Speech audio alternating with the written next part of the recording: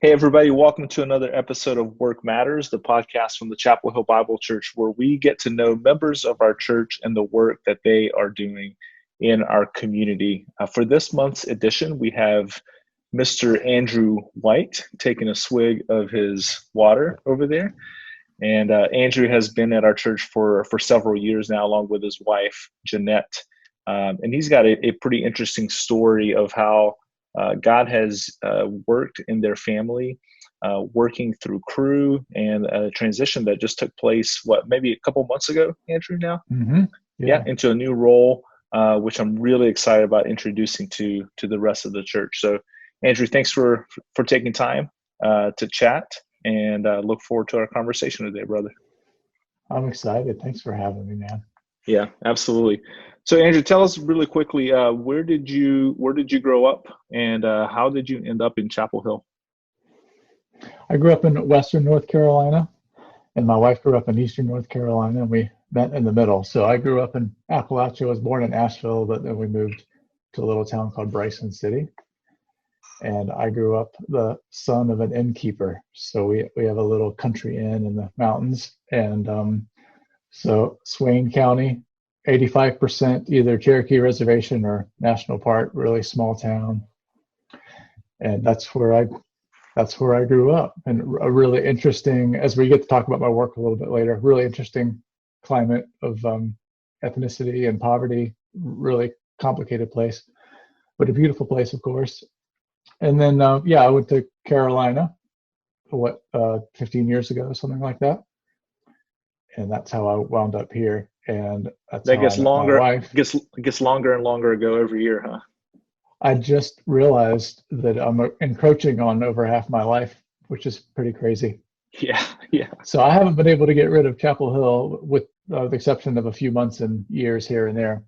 We've been here ever since the mid 2000s. Okay. What did you end up majoring in? Religious studies, which Okay. was a part of my story. So I came into college with a Christian heritage and Christian family, but really didn't understand who God was. I guess I understood who God was, but it wasn't at a heart level. Jesus hadn't captured me yet, and I wanted to be a business major like everybody else at UNC. And then when I became a Christian through Cru my freshman year, I also changed majors to religious studies. Like, man, I'm interested in this. I want to get the real answers. And so, yeah, I was a disciple of Bart Ehrman and some of those infamous or famous guys who are, I think, also actually great people and learned a lot from, even if we disagree on a lot of stuff. Hmm. So I had an academic journey in my spirituality as well. So that's religious studies. And then my wife was Okay. in psychology. So we have a nice little blend going on. Yeah, that's awesome. So you guys graduated, and then you guys both joined Cru staff. That's right. Yep. Yeah. Well, and I'm not sure if the interwebs want to know about this, but I actually married my boss. So Jeanette's a little bit older than me, and so she joined staff with Cru, and then I joined staff with Cru, and then I asked her out as she was my boss. So it was one of those risk it all moments. It was either this is not going to Go work big or out, and go I'm going to home. Yeah, leave. Yeah. that's So, awesome. but it worked out. It worked out. That's fantastic. That's Hmm. really cool. So, did you guys stay on the campus of UNC? Is that where you worked at first? That's right. Yeah. Okay. I don't remember, a couple of years, just a couple of years married. We did that together. And then in 2011, we took a team of UNC grads to East Asia, who, a bunch of those East Asia people, Hmm. and launched a couple of new university campuses there. So in East Asia, we just do the same thing that we do here with Cru on the campus side of things, which is try to find people that are interested in Jesus and start a spiritual movement there and connect them to house churches. So that was just 11 months, but it was extremely transformative for us. It was before we had kids. My marriage was really young, and people told me when I got back, I was just I was the team leader that year, and we went through all sorts of stuff in our Hmm. city and on our team, and I learned a lot about myself, and I think I grew a lot as a leader. people say I came back a new person. I don't know what that means, but I guess I did. And our marriage was, I mean, it's hard to live overseas, and we're in this really isolating place where the internet's iffy and people are watching you. And so it was challenging, but so growing from a Mm. marriage context. So we came back, actually, because we got pregnant, we came back, Okay. and then started having kids and have been in Chapel Hill ever since then. So I guess 6 years. Okay. So you Yeah. came back to a similar role, or I know at some point you transitioned to the campus director role. When did that happen? Yeah, that was 3 years ago, I think. It was a bit of a gradual entry into the role. So when I came back, there was an understanding that I would take on a little bit more leadership, because at college ministry, there's a lot of quick and fast change in leadership. And so people phase in and out a lot. And so I took the role. The joke was that I took the role in spirit long before I got the role. I think I took on a lot of Okay. leadership, and then led for a couple years at UNC over the whole shebang, which is a lot at UNC. For some reason, people keep coming to Cru at UNC, which just amazes me. So it's a lot of people, a lot of students, and a lot of Yeah. staff, and a long heritage of sending people to East Asia and to Europe. So it's really invigorating work, Mhm. really fun. Yeah, and then just so our viewers know too, the Whites are missionary partners of the Chapel Hill Bible Church, have been for several years now, and it's been fun, Andrew, just to get to walk alongside you guys as your family grows and as your roles have changed, also within the ministry, and that really brings us to where we are now. Mm-hmm. You approached me maybe right at the beginning of COVID. Seems like another Really good life timing. ago. Really good Yeah, timing by it me. was perfect. Yeah, and you introduced this concept that I know Cru has been doing for maybe close to a decade now, but that was certainly new to me, and maybe you were starting to explore it for the first time as well. And it's the ministry, the arm of Cru that you're affiliated with now, Cru City. Can you tell us a little bit what that's about? Sure. Yeah. Well, so Cru, just for people, a lot of people probably know if they're listening to the podcast, but Cru, its old name was Campus Crusade for Christ, and that's how most people are familiar with it, I think. And we changed our name to Cru a while back, kind of like KFC. I think they're just called KFC now. They're not Kentucky Fried Chicken. So we're just Cru now. It's not short for Crusade, technically, I don't think. And there was a lot of conversation about why the change. And of course, Crusade, the word crusade had a lot to do with it as we enter into different places around the world and try to have conversations with people about Jesus. But a huge part of it was the campus, taking campus out of the name, because we were and have been more than a campus ministry for a long time. The Jesus film, for example, a lot of people know about that. That's not a campus ministry, though it was a part of Campus Crusade for Christ. Um, so there are two big umbrellas: campus, which is what almost everybody knows about, and then city, Cru City. And so Cru City is a totally different animal, and that's what makes it really exciting and really fun. And I actually think it's as true to the missionary heartbeat of Cru as anything, because it kind of gets back to the roots of why Cru was founded in the 50s, which is, hey, we see this need. We feel like God is moving in this area, and we're going to put resources into it and work with other people and partner with other people to try to make Jesus' name great in this specific context. And so in the 50s, it was campus. Bill Bright said, hey, I feel like God could be really moving on the campus of UCLA. Let's try something. And it blew up. So that's now what we're thinking about the city. But the context and why you and I have been talking, and me with other orgs as well, is the campus is this is how Cru City thinks about it. The campus is a greenhouse.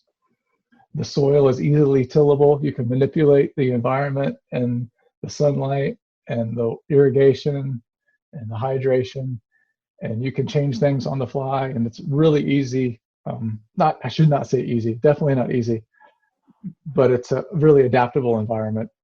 And there's a lot of really rapid growth. But a city, as you know, you've been in the city for decades working in city ministry, through the church, it's wild. It's not a greenhouse. It's outside the greenhouse. And so there are social systems in place. There are harder soils. There are deeper soils. There's a lot more diversity in the city than there is in a campus in terms of spiritual interests, ethnicity, socioeconomic background. And so that means you can't approach it the same way. So people here on the Cru, and they imagine us having big meetings or throwing up some banners with Cru City. But it's through partnership. It's through a little bit more obscurity. It's through not events, but moments, and working with other people and coming on underneath what churches and NGOs are doing in the area. So Cru City, our staff do lots of different things. And our particular work is neighborly love and mercy, helping solve and helping serve in Chapel Hill and Durham, helping with that area, which I could get into more, I guess, and why we're doing that. But I think that's a great segue, Andrew, into going back into a little bit of your story. You kind of alluded to it already, how where you grew up, how it had shaped you and has kind of formed your heart for mercy ministry and for loving the poor and loving the marginalized. And one of the things I'm excited about, as you and I have been talking about, is I think this is a growth area for our church, and I think we would all acknowledge that. And having you as a mission partner of the Bible Church, working for Cru City and giving a very, very large chunk of your time to help us grow and develop this, I think is going to be really exciting, which is one of the reasons I wanted to have you on the episode for this month as in form of introduction, not only so people could get to know you a little bit better, but so people could hear that this is where we're headed. We're putting a lot of time and effort into developing this. So tell us a little bit about how where you grew up, how that context has shaped you, and how the Lord has developed in you over the years a heart for serving the poor. Sure. Yeah. Well, so again, Appalachia, Bryson City, North Carolina. And so I did not grow up in an area with a large Black population or even that large of a Latino population, but I did have a lot of Cherokee friends, which I think is really unique. And people are just like, what in the world was that like growing up? So I think about 20-30% of my high school class were Cherokee. And so I grew up there with Cherokee friends that were different than me and had a totally different history than me and background than me and socioeconomic standing than me, some of them. And then also white poor folk, which I think is often overlooked, actually, is the plight of poor Appalachia. And yet we were transplants. We were from Marietta, Georgia, and my dad was actually born in Durham. And so we come in a little bit as outsiders. And my dad didn't make that much money, doesn't make that much money, but we felt anprivileged compared to them. And so I was young, I was naive, but I remember my antennas were up. Like, why is it that some of my Cherokee friends and my white poor friends were struggling? Why did they not show up to school some days? Why was everything riding on high school athletics from their parents? Why were their families broken? Why did they have no interest in going to college? I was 15, 16, 17, 18. I had no idea what to think of that. And frankly, I just wanted to get out of there myself. And so a lot of my, I shouldn't say a lot, but 3, 4, 5 of my friends are either in prison or have been in prison for, we're familiar with the opiate problem in America. Yeah. And I mean, that's real life, like with some of my friends, and some of them are out now and are doing a little bit better. It was methamphetamines too, just really bizarre. Like, why is this the case? Why am I not dealing with this? What's going on? So it was just sort of a curious thing. And then going to college, again, I really got to know Jesus my freshman year through Cru's campus ministry. And as I joined staff, honestly, I didn't think too much about that area. college students are more or less elites, and you're ministering in a different context. But God really began to take a hold of my heart 3-4 years ago as Cru began to sort of, I think, take the lead, honestly, in some of these conversations about what's going on in the world and some of these justice-related issues. And my heart began to sort of grow again, and especially this time, because I didn't have that many Black friends growing up, the story of Black America. And so, yeah, I owe a huge debt of gratitude to some specific people within Cru that taught me a lot about that. So I began to go, okay, I have this background, and then I have this new thing that Cru is teaching us. And God, where are you going to take us with that? And so I'm still doing some campus ministry now, even with Cru City, and I'm excited about that, and still get to disciple some guys and work there. But as I was doing that all the time in the past couple of years, you just can't totally scratch that itch. Back to that greenhouse versus wild field.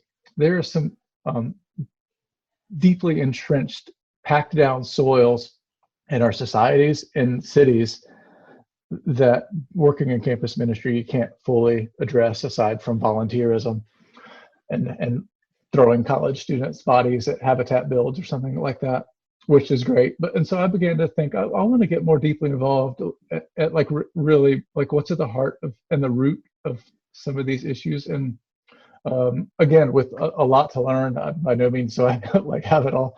And there's a lot of people who've been doing this for a long time in our area. I'm learning, which is really exciting to learn from them and just sit beside them and listen. And so our heart is let's care for Chapel Hill and Durham, the poor and the disinherited, and see where it goes. And so, again, working through Bible Church and through other NGOs in the area. And I think one of the other things, lastly, that I think that I'm growing in is there's the proclamation of the gospel, the spoken gospel, which I think is most important.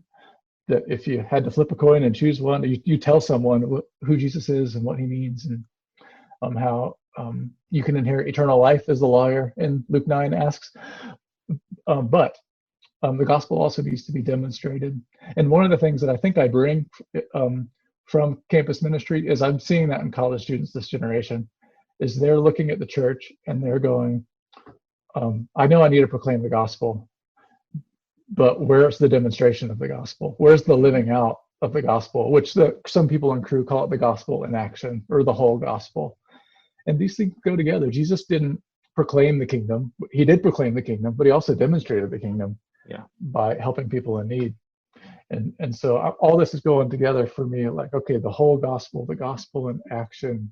Man, at a risk of being a little bit hyperbolic, it sounds like the future of the church maybe is living this out well, especially as we enter this really complicated next couple decades as a country. Preach, brother. Yeah. Yeah, no, that's great stuff, Andrew. Yeah, again, I know you know this, but I'm so excited to have you on board so we can work on this together. I know you've been doing a lot of thinking, a lot of reading, having a lot of meetings. I've set you up with a lot of meetings with our local partners and going through the season of discerning, like, where do we invest our time? I really like something that you said a few minutes ago, talking about like creating moments, not just events. Right. Yeah. We will have some events as a church. We're working on something, hopefully for Thanksgiving season. See the rest of the newsletter for more information on that. But really about creating moments and creating a heart and like cultivating the heart of our people to love the poor. I just finished reading, long overdue, Keller's Generous Justice. And it was so good, man. Just such a good encouragement about the heart that Jesus has for the poor. And one of the things that really stood out to me, there was a saying in there that says that the righteous disadvantage themselves for the sake of the community, where the unrighteous disadvantage the community for the sake of themselves. And I've really been challenged by that and just thinking, okay, if I'm going to live a righteous life, and that's exactly what Jesus did, right? He disadvantaged himself. He laid down all of his rights, took on the shame of the cross, itself for our sake to advantage us. And that is our call too. So how do we as individuals disadvantage ourselves? Yeah. And not because there's some other, authority out there telling us to do it, but because the gospel is compelling us to do it. So Yeah. how do we demonstrate that? And Man. that's both a challenge of the individual and the institution, right? And I think that's part of Yeah. the challenge of the balance is how does the institutional Bible church get behind this to minister to the community and to bless it? And then how do the individual members, wherever God has put us through our work, through our volunteerism, through our actual physical neighborhoods, how do we demonstrate the love of Jesus in a way that is congruent with the gospel, right? Because there's this message that requires a certain way of living and of loving, and I'm excited to see us hopefully grow in that as a church. Man. Yeah. I mean, it's what we need is a whole view of sanctification. And all of us, like you and me, we would say, hey, do you want to grow in sanctification? You say, yeah, of course I do. But we tend to think of that as being more pure, understanding our Bible better, reading our Bible more, praying well, and the inner life. But I think sanctification broadly is just growing into Christ more, becoming more like Him, but also becoming more in Him and in more union with Him. And so that means taking on the life of Christ as well, which is what you said, that Jesus lived a life of self-abandonment, not total self-abandonment. He retained his individuality. He had boundaries, of course. He withdrew to go pray all the time, and that was a part of his sanctification. But another part was laying his life down for other people. And so to grow in Christ, to be sanctified, is to grow in those areas as well, to grow in self-abandonment and self-sacrifice, which I think I neglect. I tend to think of it just in that one dimension. And so really we're just going as a church, me, you, let's just grow in Christ together. And here's one of the outflowings of that. Yeah. So let me ask you this, Andrew. If someone's watching right now, and of course, we as a church, we're going to plan some things. Like I mentioned already, we're hopefully cooking up. There's a hint, cooking up some plans for some Thanksgiving things, and there will be other events coming on. We have Operation Christmas Child coming up. We've got Feed Our Friends in partnership with Antioch Baptist Church. We have a ministry where we collect and distribute toys so that inmates can give presents to their children. So we have some of these things already that we are organizing as an institution, and we'll make all that information available through the newsletter. Is the best place for you to catch that information. But what would you say to just an individual who is watching this podcast and says, okay, I want to love my neighbor well. I want to be like Jesus and serve the poor and love the poor. How would somebody get started? Sure.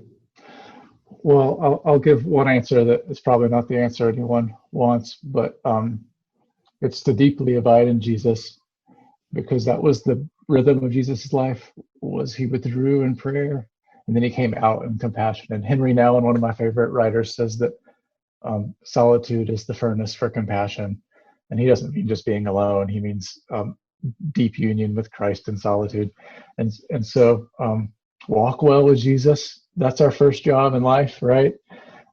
Because man, what would it look like if all of us had such a deep well of compassion from our solitude with God that we're like fired up, like, let's go. I'm overflowing with compassion here. So that's the answer that I guess many people don't want, but that's the truth. And then I would say take that practice of listening and begin listening in your community. And because what's cool about being a bigger church, we live lots of different areas, is that Durham is different than North Chapel Hill and different than Apex or Garner or something like that. And so listen, be a good listener in your community. And then I guess it's sort of a circular argument, because if you are listening to this, you probably clicked on the newsletter. But man, open that newsletter. If you belong to our church, that's the way that most stuff goes out. And our hope is, Roddy, that you and I will have lots of opportunities every month for different ways to get involved. I think that there's a lot of potential energy. And even I was hanging out with a different small group. I hijacked a small group last week and hung out with them, and they were saying we want to help. Like 2020 is such a weird time, but we don't know what to do. And so I think like we're going to start throwing some stuff out there. Like, hey, you don't need to be ready. You don't need to have it all together. You don't need to be having a good day or feeling like a volunteer. Just come join us. Just show up. And so I think hopefully once a month we'll have something like that where you can just show up, because sometimes I think we need to get all fired up about it and then we'll go. But I think sometimes the opposite is true. Like if I just show up to helping feed Thanksgiving at Durham Rescue Mission or joining on a habitat build, then actually being there grows my heart. Yeah. And so I think just show up, and it's a little scary. It's scary for me too. And like, I don't know what to think, or I don't know about some of the words these guys are using. Who cares? Like, let's just go out there and do some good, and then maybe our hearts will grow. Which that's how my life works half the time. Is I show up and then I get there and I go, man, this is God's in this. This is cool. Yeah. So our World Engagement Fellows, we have 5 college students going through that. They're in the final third of the program now. They've been doing some builds with Habitat and spending time with them and getting to know their staff. They get to have a conversation here in November with the CEO of Habitat also, and just to learn a little bit more. And that's exactly part of what the aim there is like that. Sometimes through action, our hearts are cultivated, right? Sometimes it's cultivated through thinking. Sometimes it's cultivated through doing. And I think if we engage in both of those things, then we get a better return on our investment.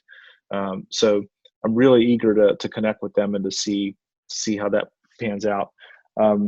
Andrew, maybe as we kind of start coming to a close here, one book that has been really influential for me, and I know you've read it as well, and you and I are having a lot of discussions about it, is When Helping Hurts, kind of a classic nowadays in when it comes to how to do missions. We train our international mission teams. We train them using some of that curriculum. It's named something a little bit different. I think Helping Without Hurting, or I think that's what it is. But anyway, you and I, we discussed about starting a group discussion on that. So can you, I know we don't have all the details ironed out yet, but can you just give us a little bit of vision behind that of what that might look like? Yeah. Oh man, it's such a great book. And for some reason, I was telling you this, they revised it, and because I think it's 10 or 20 years old, but they revised it and added some new parts at the end that, so if you haven't bought it, get the newest one, because the end is a little bit more like now what practical ideas. So if you're one of those people, the light bulb will click. So that's the premise, book, and that's the book that's going to be featured in the newsletter this month also. Oh, so there will be a link. Great. I love some good synergy. So the biggest takeaways that you and I have from the book, speaking for you as we've talked, is this paradigm of relief, rehab, and development. And so that's what's been really transformative for me as I'm learning still a lot about this area. That relief work is great. It's so good. And the relief work is the just show up stuff. But relief work can only go so far. And you and I aren't experts in this area as to the stats behind why and the ways that is kind of circular sometimes or cyclical. But rehab and development is where the good stuff's really at. And so it's really helping people with jobs, helping people with finances, helping people with unplanned pregnancies, and getting into their lives and their life getting into yours, to be an aid to those people and to really care for them beyond sort of the immediate needs. And so we do some stuff to provide immediate needs, like Thanksgiving in 2020 with this economy. People need food, and so we're going to do some stuff again that's in the newsletter. But there's the level beyond that, which, man, I get so pumped thinking about the next couple of years. Like, could we as a church think, not ever taking away the relief side of things, but adding to relief development and really caring for the community well, which will probably take a lot more partnership. And so that's what I take away from the book. And as to the class, we don't have all the details ready yet, but soon there's going to be an interest form going out like, hey, would you like to join us on a just a 4 to 8 week, something like that discussion. We'll use the book, but a lot of it will just be talking and sharing about our journeys and our stories regarding this area, and try to raise up some people that care about this and that want to be a part of doing some of this with us in the church. And so that will come out soon. But if you just want to if you're like, man, let's go, email me, andrew.white@cru.org, and I'll make sure that you're first in the door. Andrew, I'm excited, bro. This is great. It's been a lot of fun over the last several months as you and I have been meeting regularly and kind of sketching stuff out and praying and planning and trying to figure out.